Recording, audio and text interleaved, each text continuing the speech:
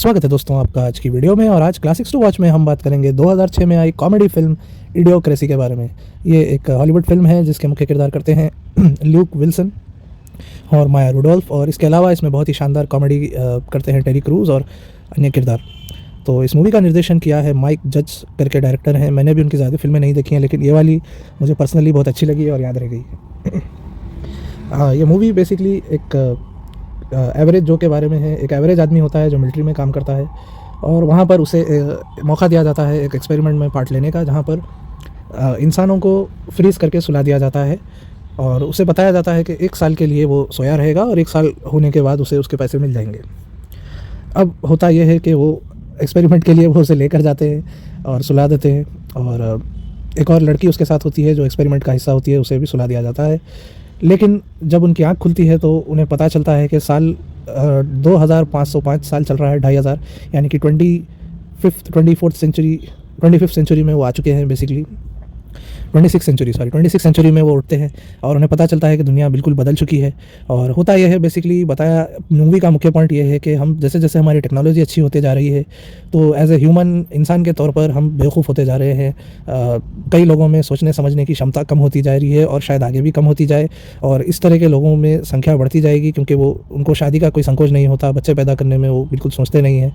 और वहीं पर कई लोग हैं जो बहुत ही शायद शार्प होंगे, बहुत इंटेलिजेंट होंगे, लेकिन ज़िम्मेदारी के तहत, सोशल प्रेशर्स के तहत वो उस चीज़ को संभाल नहीं पाएंगे और शादी वो करना नहीं चाहेंगे, और जिसकी वजह से उनके बच्चे नहीं होंगे, और फिर इसी तरह धीरे धीरे दुनिया में जो कॉमन सेंस है और इंटेलिजेंस है वो ख़त्म होती जाएगी। एक पैरोडी मूवी है, बेसिकली एग्जैजरेशन है कि ऐसा होगा तो क्या होगा करके।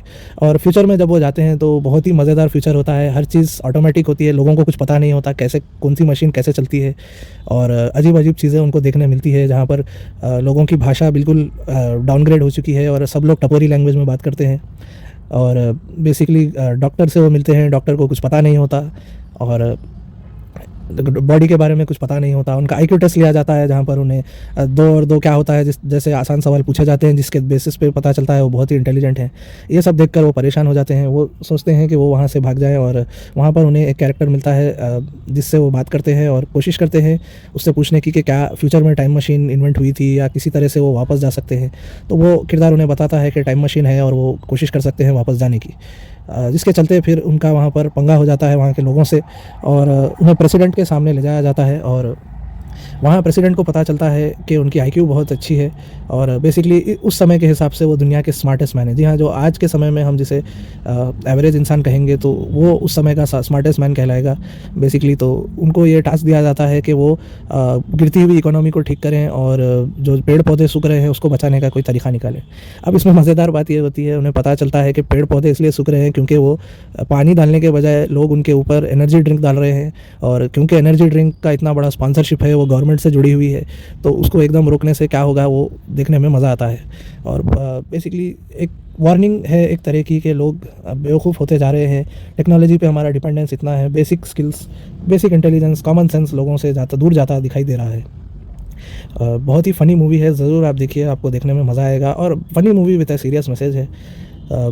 देखिए जिस तरह से दुनिया आगे बढ़ रही है, मूवी के 20 साल कंप्लीट हो चुके हैं, कई चीज़ें जो इस मूवी में बताई गई है, 2005 की मूवी है, आपको देखकर हंसी आएगी। इस तरह की चीज़ें, कई चीज़ें रियलिटी में यूएस में आज 2025 में हो रही हैं और दिखाई दे रही है। जनरल दशा के इसी तरफ हम जा रहे हैं, तो देखने में हंसी भी आती है, थोड़ा सा घबराहट भी होती है। तो उम्मीद करते हैं फ्यूचर अच्छा होगा, लेकिन और आपको मूवी पसंद आएगी तो ज़रूर चेकआउट कीजिए। वीडियो देखने के लिए धन्यवाद। Have a great day.